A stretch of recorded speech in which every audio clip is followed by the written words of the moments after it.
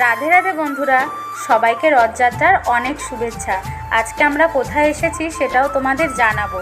সকাল সকাল দেখো, আমার বাবা আমার জন্য ইলিশ মাছ নিয়ে এসছে, কারণ আমি ছোট থেকে ইলিশ মাছ ভীষণ ভালোবাসি। আর এইখানে রথের দিন সন্ধ্যাবেলা আমরা একটু ঘুরতে বেরিয়েছিলাম। ঘুরতে বেরানোটা তো শুধু একটা বাহানা ছিল, সত্যি বলতে জগন্নাথ দেবের দর্শনে বেরিয়েছিলাম আমরা। আর বেরিয়েই এত সুন্দর আর বড় একটা রথ দেখলাম, কি সুন্দর ফুলে সাজানো। যাওয়ার পথেই দেখি পাশে এক জায়গায় ফাংশন হচ্ছে, কারণ ওখানে লোকনাথ মন্দিরে বড় করে পুজো হচ্ছে। দাঁড়াতে তো খুব ইচ্ছা করছিল, কিন্তু দাঁড়াতে পারিনি, কারণ আমরা আরেক জায়গার উদ্দেশ্যে বেরিয়েছিলাম। আমি যদিও জানতাম না, আমার বর আমাকে নিয়ে এসেছে, কারণ এই জায়গায় আমি এর আগে কখনো আসিনি। জয়গাছির রথতলায় রথের মেলা হয় প্রত্যেক বছর বড় করে। ও তো এসেই পাঁপড়ের দোকানে দাঁড়িয়ে পড়েছে। মেলায় গেলেই ওর প্রথমে পাঁপড় চাই।